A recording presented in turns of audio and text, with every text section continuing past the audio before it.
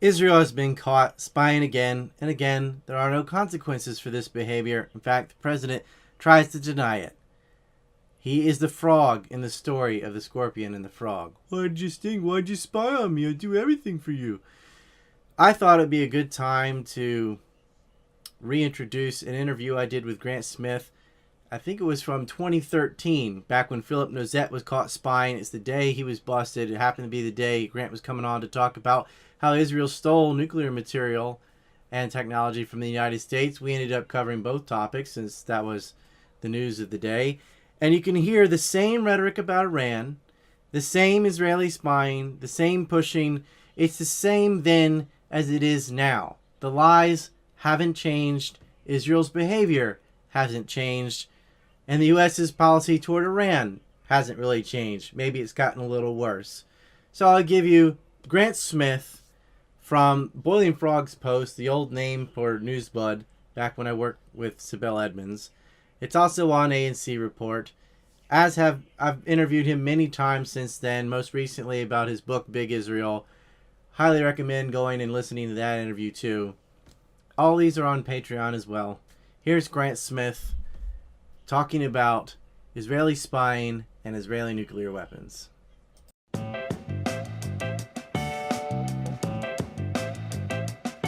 Boiling Frogs Post presents Geopolitics with Ryan Dawson. Now, with the latest podcast in this series, here is Ryan Dawson.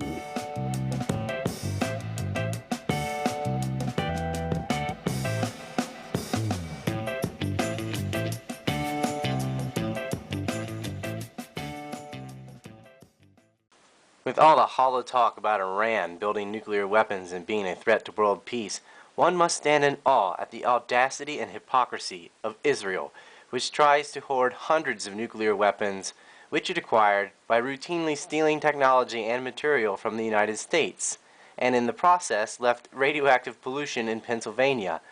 Israel has a multitude of lobbies unregistered by FARA. They've stolen classified documents multiple times. Most recently, there's the video release of former NASA employee Stuart Nozet selling secrets to IAI, Israel Aerospace Industries. Of course, more infamous is Apax, Weizmann, and Rosen stealing documents about Iran. The country has open state-sponsored terrorism, ethnic cleansing, and a standing internationally illegal military occupation. They actually are wiping a country off the map, and yet nothing happens. Every year, they receive more money from the American taxpayers awarded to them by the U.S. government than any other country in the world. Their sitting Prime Minister, Bibi Netanyahu, was himself involved in smuggling Krytrons, nuclear triggers, with Heli Trading Company. Israel says jump and the U.S. says off of what? However, recently, the power of the lobbies and the PR machines has been slipping. Joining me today to talk about the lobbies and their history of organizing weapons theft from the U.S. and others is Grant F. Smith, the Director of Research at the Institute for Research in Middle Eastern Policy, and the author of Deadly Dogma, How Neoconservatives Broke the Law to Deceive America. You can follow his work at irmap.org, irmep.org. Mr. Smith, it's a pleasure to have you on the program. It's great to be here. Well, I was initially going to open up with some questions about the NUMEC scandal, but this new video release of IAI bribery and spying is just too juicy. Can you explain what happened there? Who's Stuart Nozet, and what did he do that his attorney denied? Sure. Let me give you a little background on this. Stuart Nozet was a NASA official who had access to all sorts of Star Wars, Reagan administration missile defense, and classified satellite information. After he retired from government, he set up a nonprofit organization called the Alliance for Competitive Technology, and he began using his connections. He still had security clearances to do consulting work, and so he got into trouble in terms of overbilling some clients, and was overheard threatening to divulge all of the classified information he had accumulated over the years. And so he also had a very suspicious contract with Israel Aerospace Industries, a large state-run defense contractor in Israel, which is paying him $250,000 for certain tasking that they were giving him. So basically, the FBI and Justice Department set up a sting where someone posed as a Mossad agent and recruited Nazet, and then video recorded him agreeing to sell a $200 million worth of defense secrets for a 1% fee. And so, How is he hiding that money? Just saying he's getting consulting fees or something? yeah, it was very, very clever. He was the kind of only person behind the Alliance for Competitive Technology, and he was saying, well, we're trying to foster better technological innovation through sharing. And so, unfortunately for him, receiving basically consulting checks and then running them through the nonprofit left a money trail. But it's unclear whether he was getting other types of funding from Israel Aerospace Industries. He said several times during the sting, the FBI sting, that he had already thought that he was working for Israeli intelligence through Israel Aerospace Industries. And so whether they had also been paying him cash is an open question. But the video that we acquired shows him quite happily accepting $10,000 in cash for having given some secrets to an undercover FBI person. So that he was in that business and able to hide the cash. He was bragging about being able to hide the cash and talking about laundering it through Singapore and all this. So, it's interesting because this video that went out a couple days ago was something that they played during his sentencing last year. And a couple of news organizations like Bloomberg wrote about it, but they didn't make any effort to actually obtain the video. And so there are some clips out there from the Washington Post that were, obtained from the Justice Department about the time he pled guilty. But no one ever went after the more incriminating video of him actually pocketing money and talking about, more mechanics about the espionage with the undercover person. It seemed routine too, because he said in that video, "Do you have anything for me today?" And then he handed him a wad of cash. So it seemed like that had definitely happened in the past. And well, he doesn't even. Yeah, he says, "Do you have a token for me today? Like a token of your appreciation?" It was kind of weird. You've watched the video, and you have kind of these two. It sounds like a New Jersey accent. We're talking about this. The undercover agent's voice is not masked on this video. And they were very comfortable, very engaged, and Nazet's laughing, and he's talking about how he's crossed the Rubicon, and he's saying, "I'm yours now, so I'm going to give you the whole thing. I've got hard drives of classified information stored in safe deposit boxes." So he was really revealing himself to be, very, very much excited and calling it a career change over all of this. And so, it's astonishing to watch, particularly, tie into the APAC convention that's going on, or that was going on this week, particularly since the U.S. Has funneled so much money into Israel Aerospace Industries. I mean, this is, a defense contractor that is jointly developing the Arrow missile defense system. And, from the perspective of people who want accountability, it's clear that the Justice Department should have flipped Nazet and said, we're going to go after Israel Aerospace Industries. But of course, they didn't do that. Well, often when Israel spies on the United States, flipped agents or not, it doesn't really seem to matter.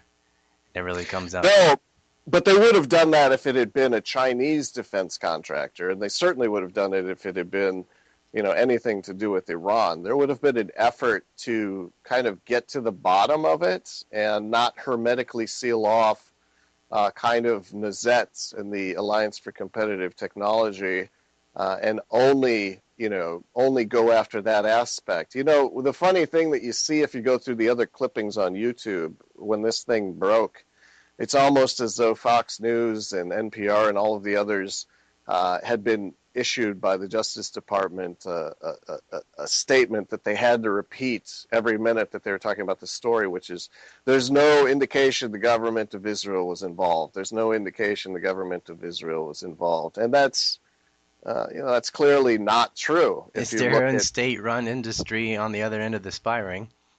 Exactly, and had already paid $250,000 and had the means, motive, and opportunity to do it. I mean, during the time that they were most active in tasking Nazet, they were trying to get a bigger chunk of the total contract for developing this missile defense system, and so, Nazet was just a happy circumstance for them. Somebody who was, excited to do this kind of work, but clearly the entire motivation for what he was doing came from IAI. And, Israel Aerospace Industries, although no one ever mentions it, has been doing this for decades.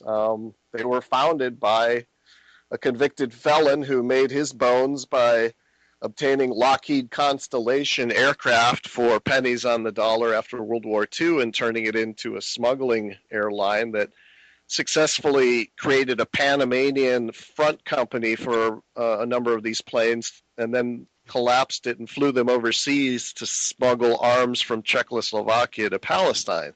And so that's the founder of this company. Later, they were involved in stealing Dassault plans for their jet fighter and helping Israel create its own platform.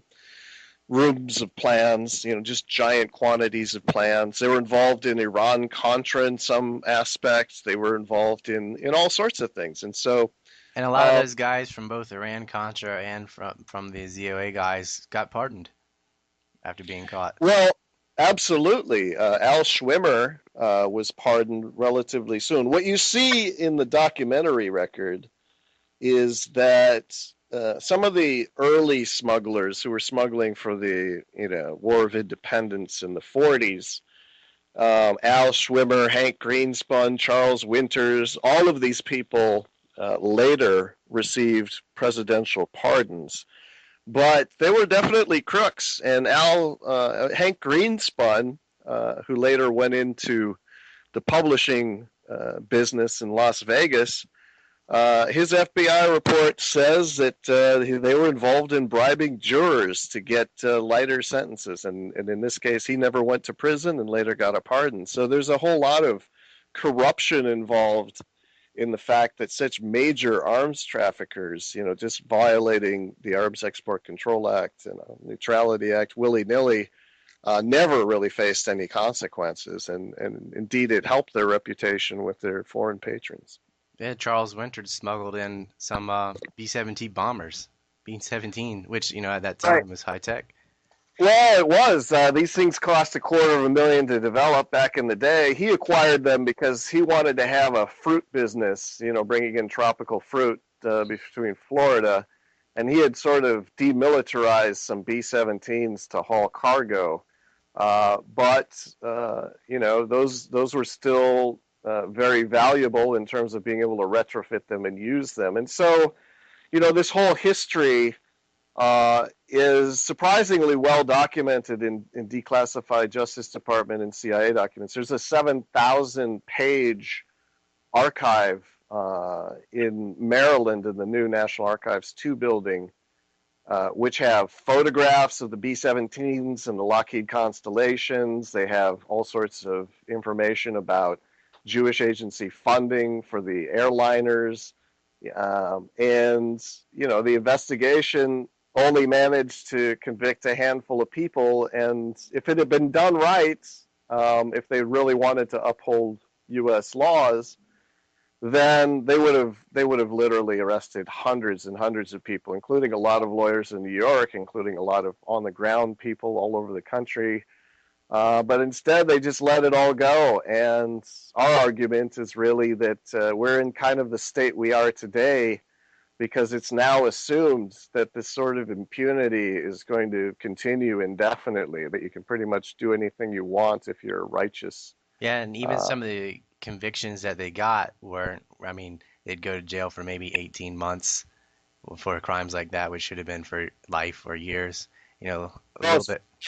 as far as I can tell, Charles Winters is the only one who ever did time for the actual conventional weapons smuggling. As far as I can tell, Greenspun and Schwimmer, the former Israel Aerospace Industries person, never went to jail.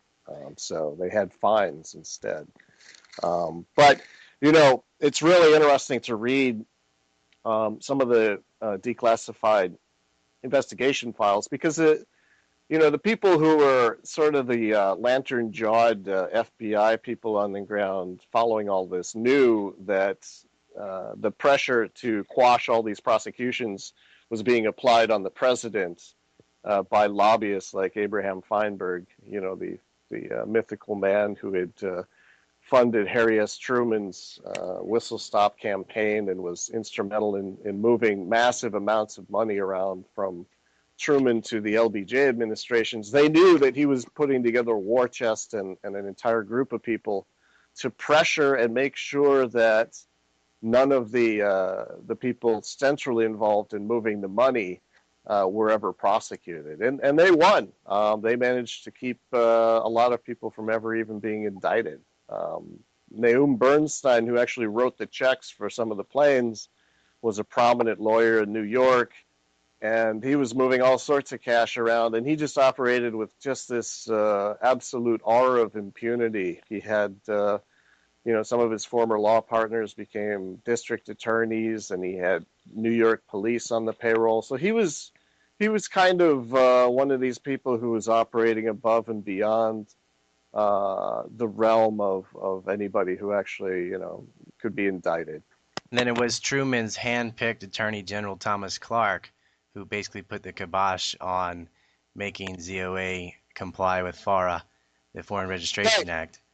That's a really interesting story. The Zionist Organization of America, which was instrumental in passing, kind of like AIPAC and some of the organizations have done today. If you go to state legislatures, you see that a lot of them have passed resolutions about Iran. And so, what the Minnesota state legislature has in terms of interests in forming a foreign policy towards Iran is beyond me. But if you look state by state, a lot of these groups have done what they managed to do back in the day in terms of resolutions for the creation of a Jewish state in Palestine, have done the same thing, same playbook, get lots of resolutions passed in state legislatures and develop momentum towards whatever the policy of the day is, whether it's, attacking Iran today or back in the time of the Zionist organization in the 30s and 40s,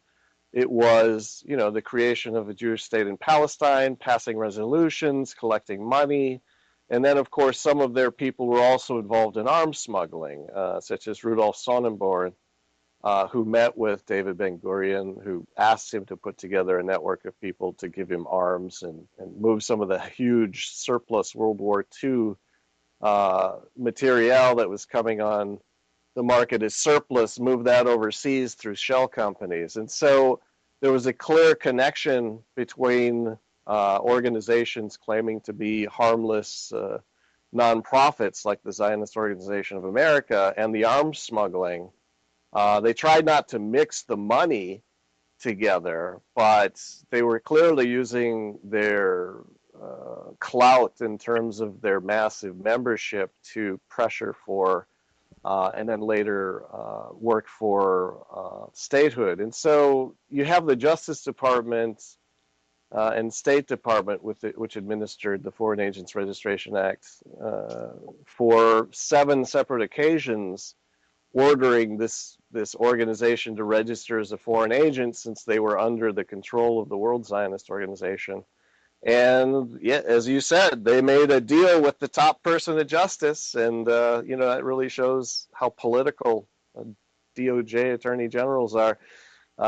Made him basically overrule the staff attorneys and the career people, as I'm sure never ever happens here in Washington, but overrule them, kind of stab them in the back and say, you know what, ZOA doesn't have to register.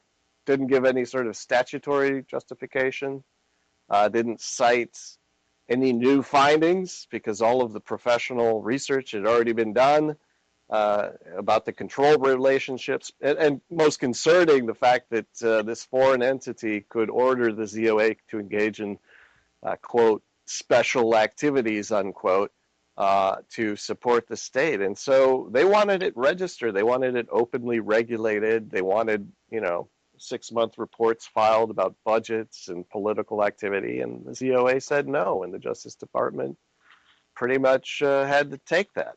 Yeah, and they were instrumental in smuggling the conventional surplus World War II weapons from the War Assets Administration to Palestine. And they used a number of fronts and other Israeli companies like Zim Shipping to ship these things off. And they were literally having like explosives fall out on the piers in New York and things. It was very dangerous.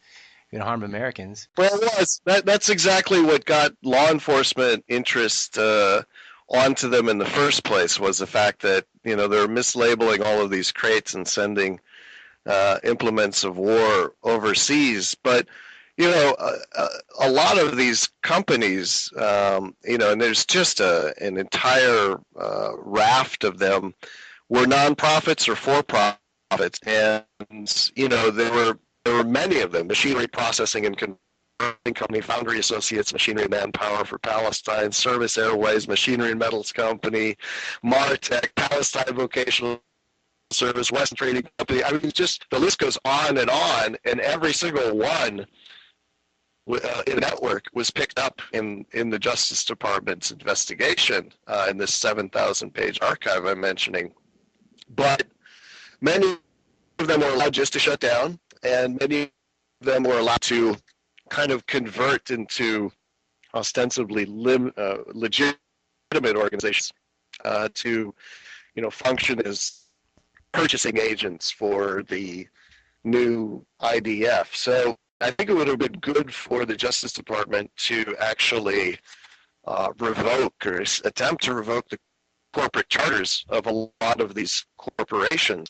And I think it would have also been good if they had done the same thing with Stuart Nozet's organization, the Alliance for Competitive Technology. But that corporation, although it's defunct, it's not because anyone loudly and clearly said in the state of Maryland, we hereby revoke the corporate charter of this front company. It never happened. You never see that sort of thorough type of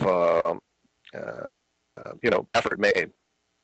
And because ZOA got away with, I'm just saying, I mean, there's all those things you just named, but I'm just talking about sort of the organizing factor. But because they did get away with it, essentially, that probably upped the ante for them to start stealing nuclear technology and nuclear material, which they started to do. I think the last people to go after Israel's nukes were the Kennedys, and nothing since then. But why and who botched the investigations or assisted in the cover-up for ZOA and stealing the material and the NUMEC scandal? Can you talk about what happened in Pennsylvania in Apollo? Sure. So 1958, Apollo Industries was formed in Apollo, Pennsylvania, and this had two ZOA officials, Ivan Novick and Zalman Shapiro, along with Elliot Finkel, who was a corrupt Justice Department lawyer. He'd been forced out of the Justice Department. He became the national chair of the ABL later on. And David Lowenthal, who is a smuggler in the Haganah conventional arms smuggling days, and a blockade runner with very close ties to Israeli intelligence. And so they put together a couple of companies, Apollo Industries and the Nuclear Materials and Equipment Corporation, in Pennsylvania, Apollo, Pennsylvania, a really nice little town outside of Pittsburgh, and began offering fuel conversion processing services to the U.S. Navy. Just to reiterate, because the volume was a little scratchy there while you were talking, he said in 1958, Apollo Industries was formed by two ZOA officials, Zalman Shapiro and Ivan Novick. Also, Elliot Finkel, who was the chair of the ADL later, and it was a corrupt Justice Department lawyer who got kicked out of the Justice Department. And then David Lowenthal, who was a smuggler and a blockade runner. And they set up the Apollo Industries as well as the Nuclear Material and Equipment Corporation, which we refer to as NUMEC, in Apollo, Pennsylvania. Zalman Shapiro is a famous chemist. He did a lot of work in the Nautilus project, which is for the first nuclear-powered submarines, and that's how he had the connections to procure the contracts for the nuclear fuel for the Navy for these subs. Of course, he was diverting it to Israel. So how much U-235 are we talking about? Over the course of their operations, they lost 339 kilograms of weapons-grade uranium. It's still the Good assessment. Lord. How do you cover that up? Well, you say that because you only had $4,000 to start your company, that you're a sloppy manufacturer and that you just polluted the environment. And that has a certain ring of truth to it because the site is undergoing a $500 million cleanup right now. But, is that true, though? Were they so sloppy that caused the pollution, or did they pollute it some on purpose to cover for the uranium they were stealing? I think it's a combination of the two. They were certainly utterly not incompetent, but they didn't care about the environment or the workers. And there are wiretaps of major spills taking place just because they were out of compliance, but not because they couldn't have done better, but because they just didn't. Their priorities were basically getting material out of the U.S., and they had a 10-year window to establish a flow of material and divert a certain percentage of it. And there's not really any question. I've never heard any credible argument saying, no, they really did lose it, particularly because you have eyewitness accounts of diversion. You have top Israeli and nuclear weapons officials visiting the plant during times of uranium loss. And so there's no doubt in the evidentiary or documentary record that material was being diverted. There's even, a newly discovered visit by the Department of Energy to the head of the Atomic Energy Commission saying, yeah, we picked up traces of this material supplied to NUMEC in Israel. So there's no real doubt about that. The question is what you just asked: why didn't the government ever do anything about it? And when you see the reaction of the Johnson administration, they just didn't want to deal with it. LBJ, when he was told, basically said to his CIA director, I don't want to hear about this, and I don't want you to tell anybody about it. Nixon was kind of the same way. They knew about Zalman Shapiro, particularly since when he left this company, NUMEC, he tried to get a job at Kanaweki Burelco Industries to get access to the U.S.'s most advanced miniaturized hydrogen bomb designs.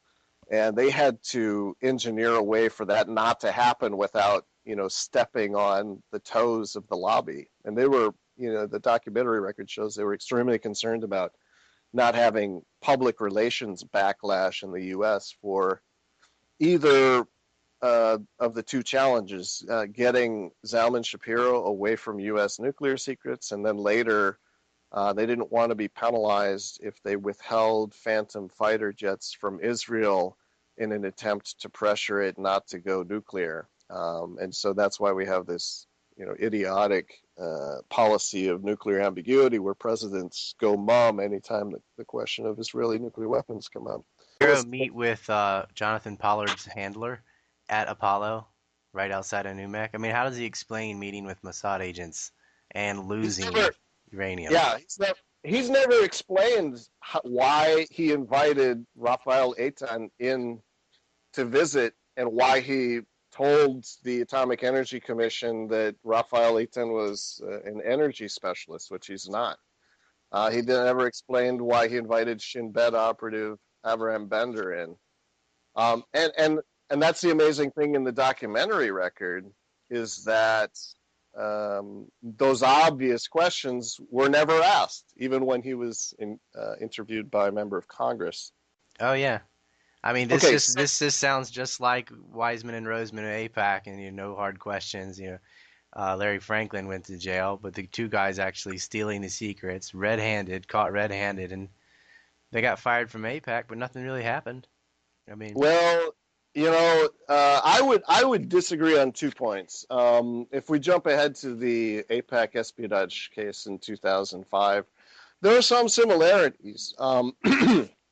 Just to wrap up on NUMEC, though, it's still the Government Accountability Office's official view that there was never any credible investigation that took place. And that's true. They just did not find it politically convenient enough to investigate and have any sort of accountability over NUMEC. It was what one reporter, John Fialka, called the self-sealing issue. Congress was interested in it. Constituents were interested in it. People who live in Apollo were interested. But it was never in any politician's or political appointee at Justice Department's interest to really resolve the issue. And if you jump ahead to the incidents where two AIPAC officials, dialed up Glenn Kessler of the Washington Post with evidence that Iran had attacked the United States, and in Rosen's view, Stephen J. Rosen's view, that this was a way, this was evidence that the U.S. had to respond, and this is what he was hoping for.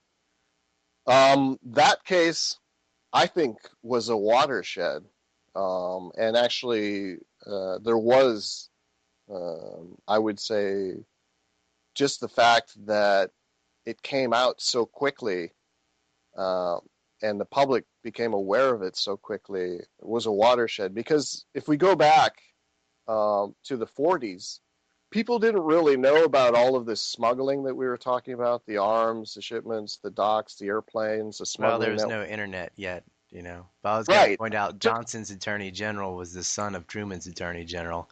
I don't know if that had anything to do with why they weren't interested in it, but... Well, I'm sure they knew who, that's a funny thing because, I'm sure they knew who to tangle with and who not to, but it still took 25 to 30 years for there to be anything like broader public awareness of what had happened.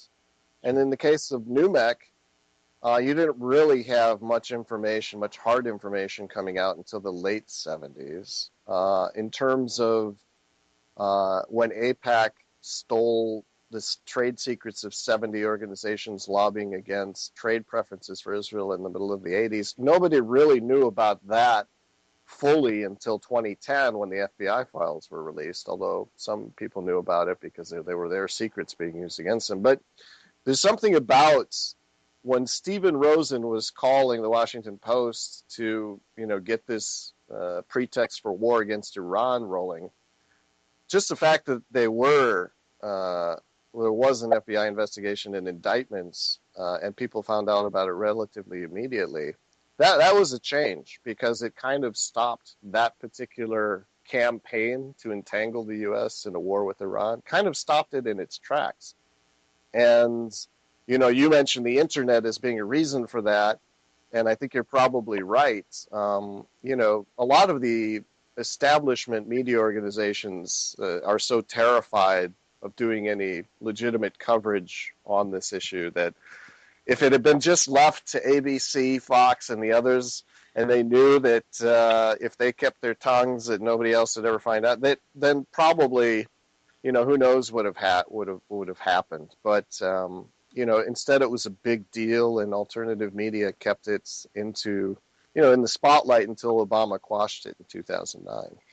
Right. So that's, that was at least 4 years of public scrutiny of AIPAC. And then, of course, Stephen J. Rosen sued AIPAC after the criminal charges were dropped, arguing that it defamed him. So, I think there's a major difference between kind of what these organizations can get away with now and what they could get away with, back in the 40s and 50s. I'm not saying that.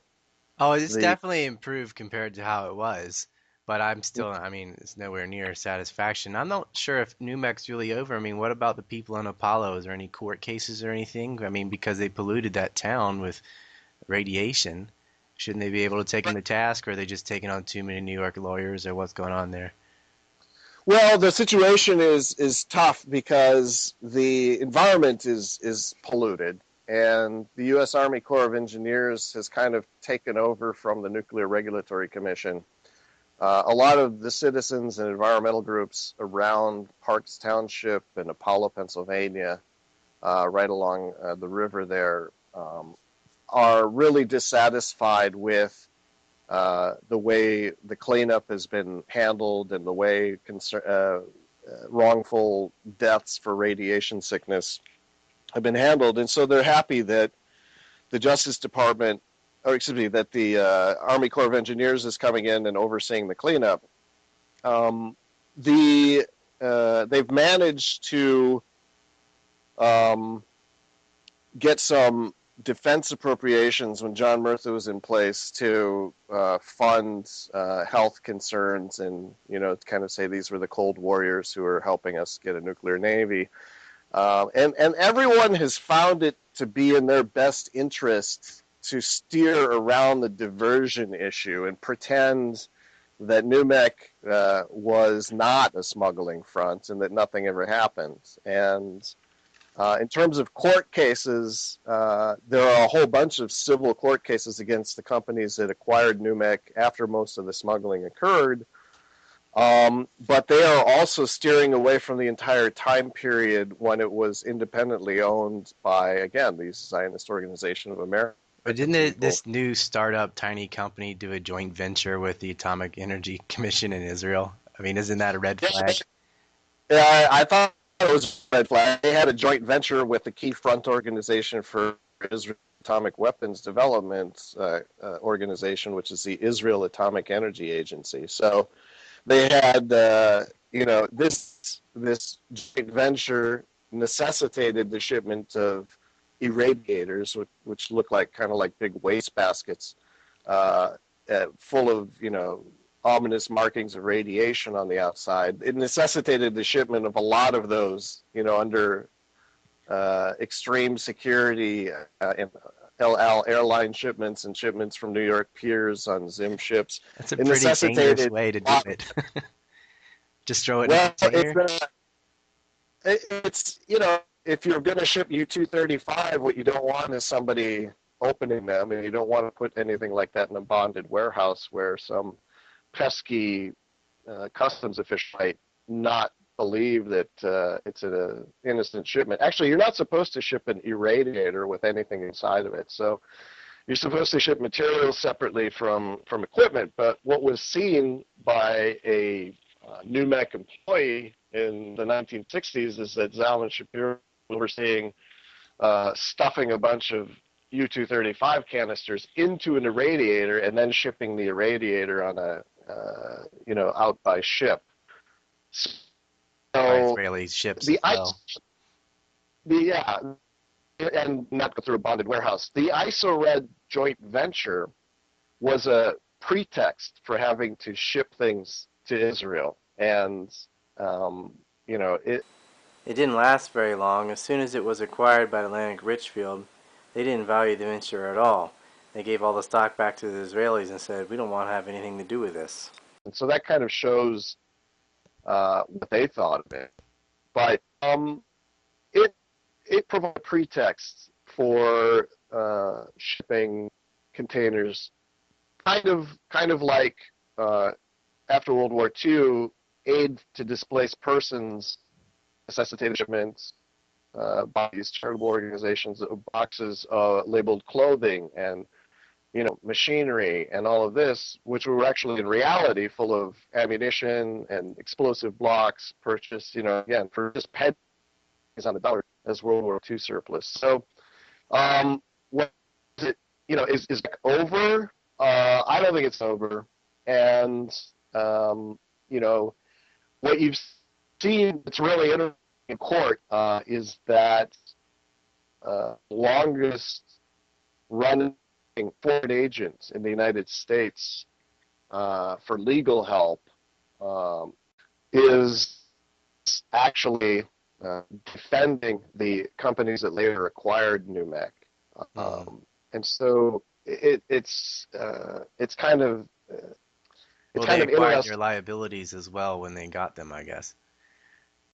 Yes and no. I mean, when NUMEC was transferred to Atlantic Richfield and later Babcock and Wilcox, contractually they were responsible for any liability since late 1950.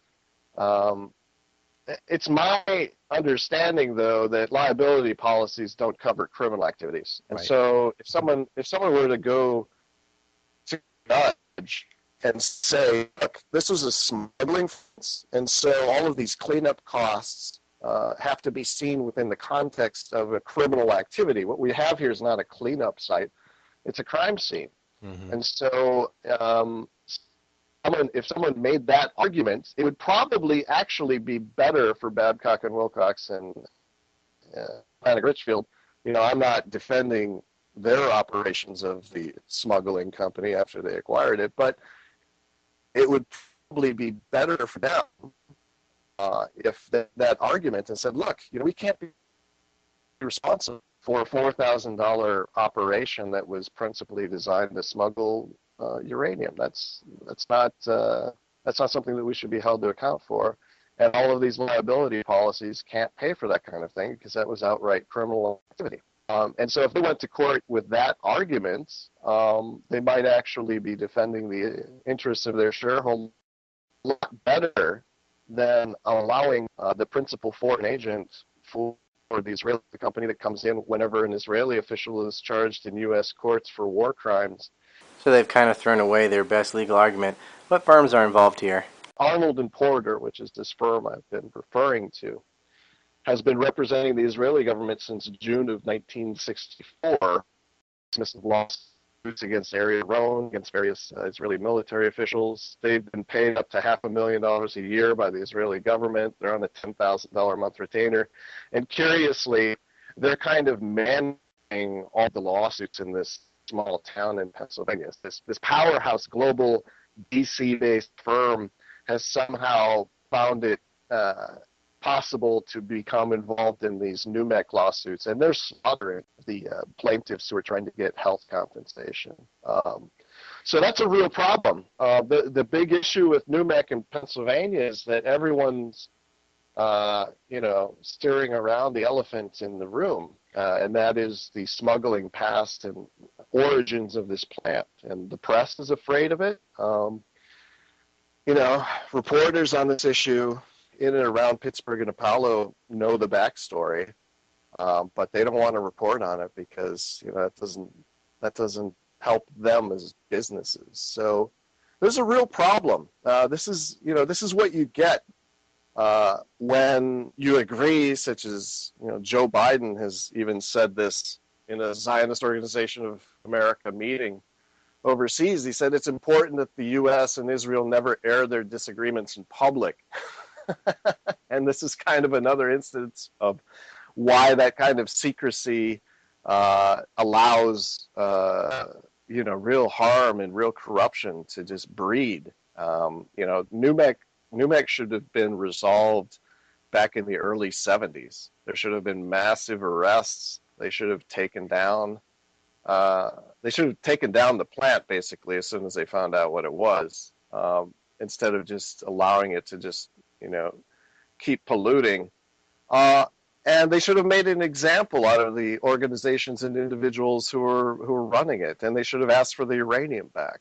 I just don't see how it went on for so long if they were missing so many hundreds of pounds of uranium. Like, at what point did they decide, oh, that's too much? And if you are, okay, say you're not smuggling it, you're losing it and polluting, well, then you still need to stop. Like, I don't get why it could go on for so long, other than it involved Israel, so they let it go. Well, the nature of oversight was pretty lax. There was, in terms of the supply contracts, it was a Ponzi scheme. So they would get, a few hundred kilos of uranium to process for a job.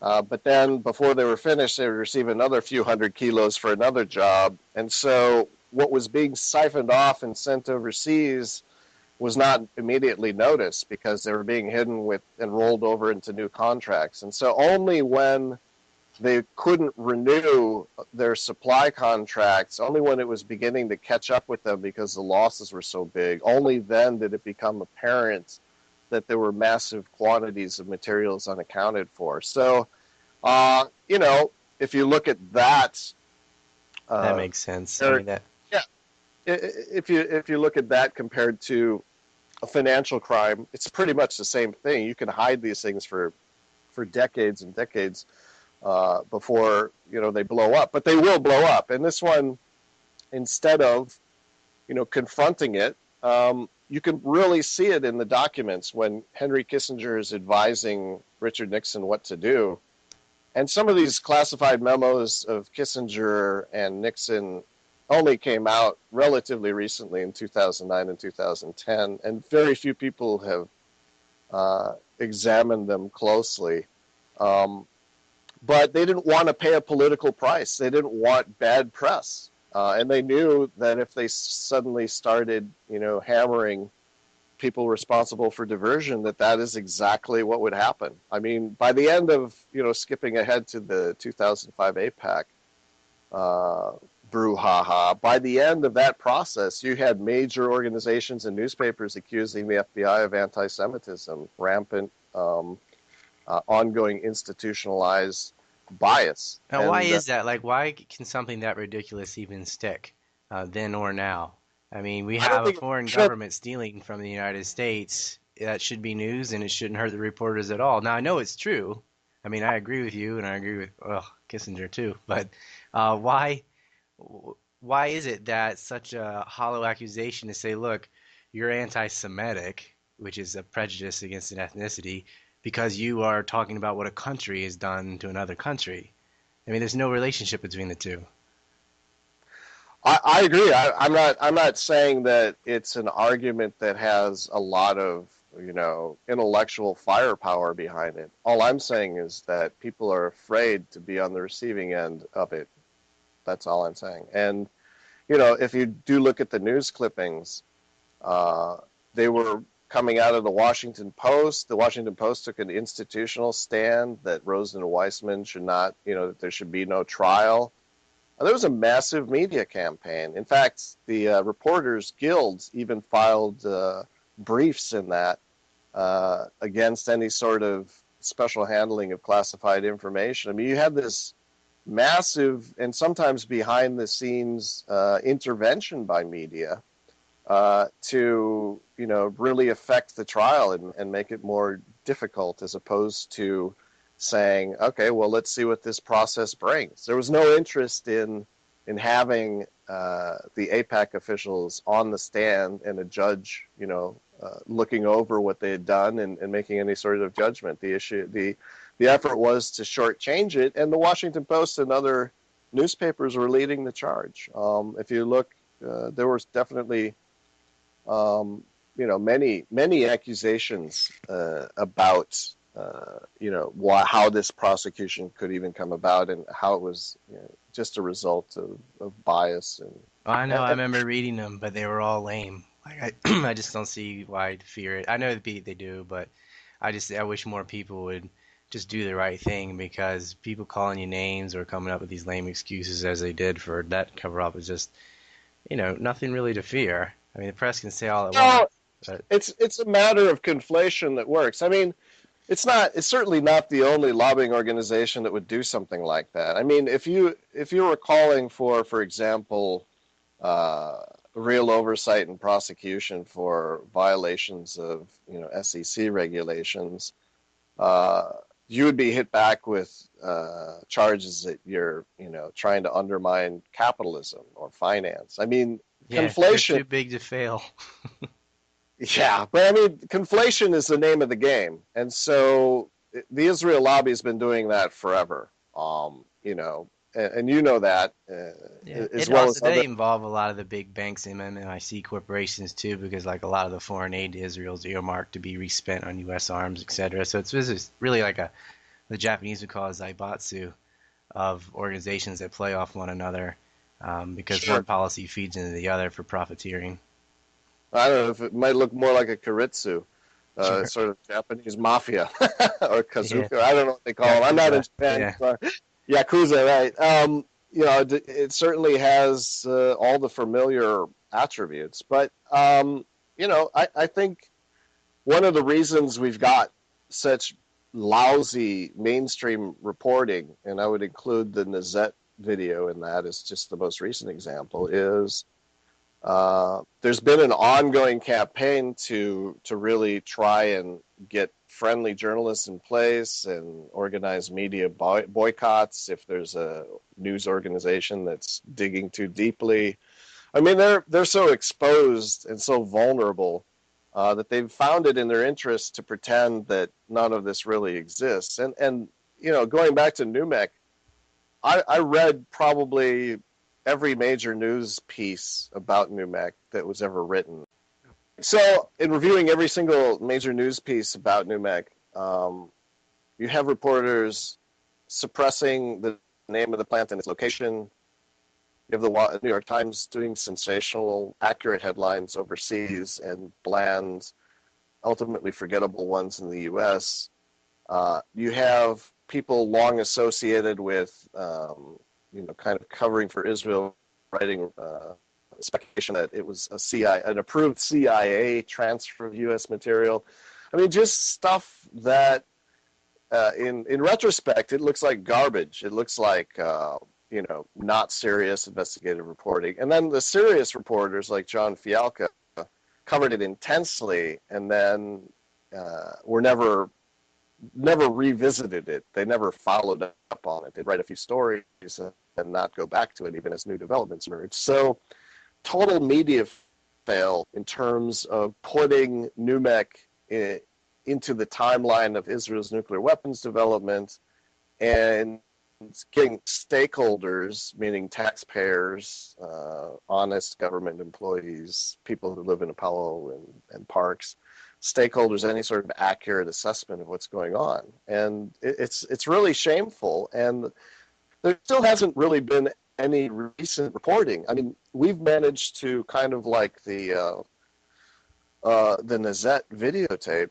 we've managed to get a lot of documents that have never been released, shedding new light on that GAO report in 1978, which was not supposed to be classified, but the CIA insisted on getting it classified. But there has been no reporting beyond what's gone into antiwar.com, no reporting beyond that. So major revelation after major revelation as freedom of information laws permit the declassification of documents, and no media interest in it whatsoever. So it's we're still in the same situation that allows this sort of thing to happen, the sort of complicity in terms of a lot of the establishment outlets in not covering it. Well, I'd say the establishment media, but I consider antiwar.com and this show as media. I know what you mean, like televised media, but I think it's making a difference. I think the lobby's power is slipping considerably.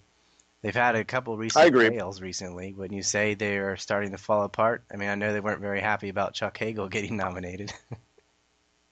No, they weren't happy about Chuck Hagel, and I think they're really in a bad spot, because one of the good things that's happened, moving from mainstream media to U.S. public opinion, is that ever since sort of the big revelations about the fact that the rationale for war in Iraq was made on false pretext, ever since that time, U.S. public opinion, according to Gallup, has been going against mainstream media, and 60% don't trust it at all anymore, which is, I say that's pretty good.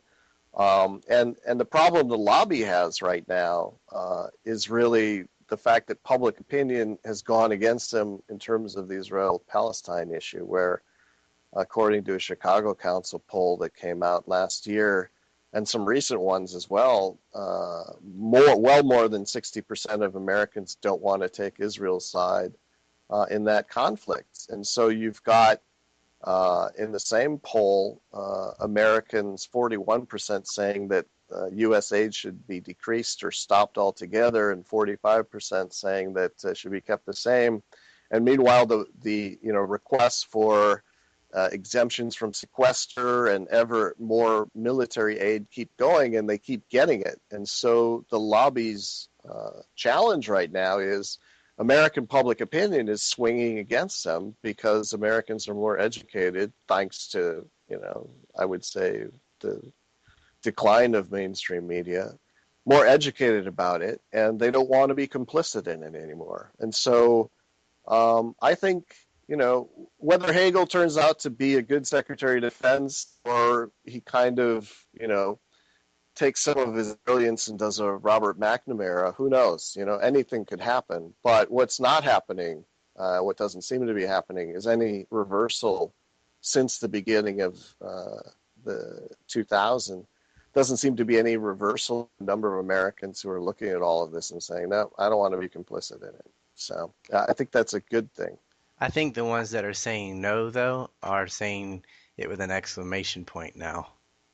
Whereas before they're like, oh, I'm against that. But I mean, there are some people who are very aware. I mean, with the Palestine issue, I mean, without being just blinded by religion or something, I don't know how any rational person on earth could say, yeah, ethnic cleansing and racial colonization, that's fine. I mean, nobody would agree with it if they knew about it. It's just all a matter of getting them to know about it.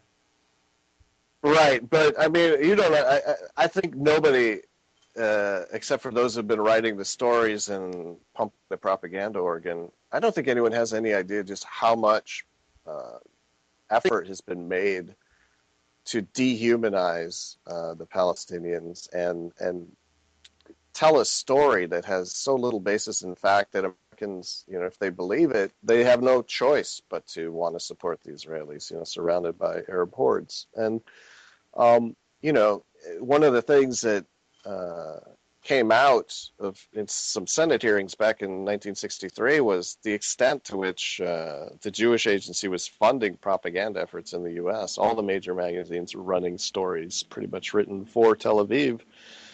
And I don't think people, at the time they were receiving it, realized what it was. But, if they could read that and watch Exodus and receive all the subtle, programming from Hollywood movies, which have a lot to say about this issue. If you read Jack Shaheen's book, Real Bad Arabs, you just see how Real spelled with prevalent. the EE, like Hollywood Real. Yeah, it's an excellent book. And so I don't think people, once they know the amount of dollars that have been spent to propagandize, it helps, I think, because they get mad about it. But I don't think there's still yet been any sort of realization in terms of just how big and how prevalent this has been in the United States, this effort to But I think outside the United States, especially, they've really lost their grip because I think a lot of other places are recognizing how ridiculous it is to have a blockade on Gaza and the occupation of the West Bank. And then I think you're right. It's improving too. I think you're right. It looks more criminal and more heinous from outside the U.S. Because, again, unless you're watching, satellite TV, you're not really going to see how bad this economic warfare has affected, regular people.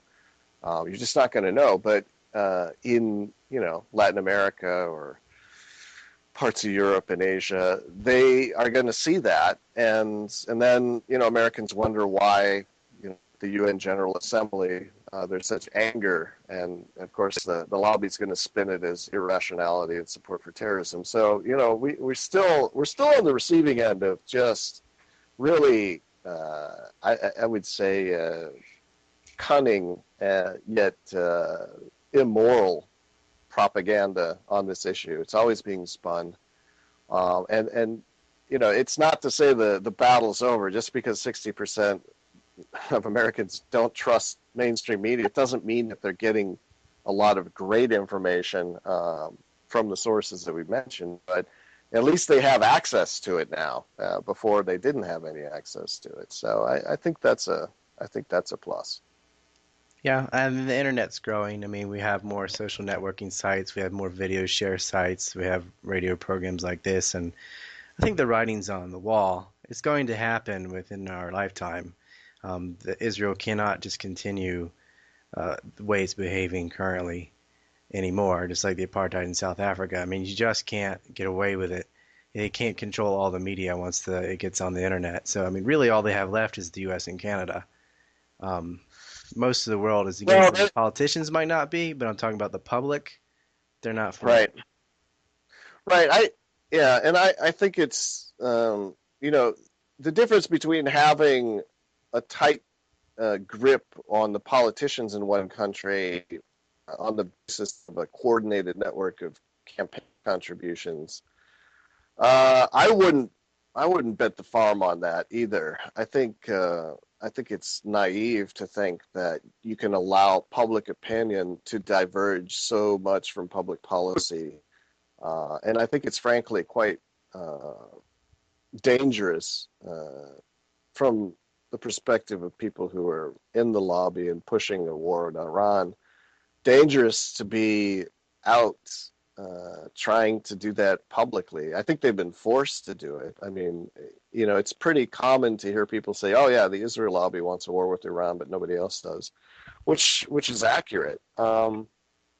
Pretty stupid thing to do, though. I think being so clearly identified as lobbying for another kind of war that doesn't serve any American interest and is not based in any sort of real threat is that could be it. That could be the undoing of the lobby. But even despite the fact that their 2000 propaganda drive was thwarted, indictments, they don't seem to have learned anything from it. And one can be ungenerous and hope they keep doing it so they ultimately drive over a cliff. Or one can be more generous and say, hey, this is pretty stupid that you're claiming to speak for so many people and promoting such a harmful policy. But we'll see how it goes. Yeah, we'll see. I personally think all the talk about Iran building a bomb is to justify the sanctions on Iran, but they don't really want to go to war with Iran. Not the U.S. doesn't, Israel does, of course, but I think they're just kind of walking that tightrope right now. But we'll see how it goes in the future. Of course, I don't want war, but I'd love the lobbies to fall apart. I say it with an S because it's a lot more than just AIPAC and ZOA and everything. But sure. Yeah, but I like the lobby from the book from Mersheimer and Walt. But I'll tell you what, keep doing what you're doing. We're running out of time here, but you keep your press up. I'll be linking to you, and we'll grow the alternative media, so to speak, the real media that can tell the truth without corporate bias. And we'll see the lobby fall apart. All right, Larry. It's been a pleasure to be on your show. Thanks a lot. Thank you very much. I'll have you on again in the future. That was Grant Smith, ladies and gentlemen. You can get a lot more information and see the video we were referring to about IAI on his site, irmep.org.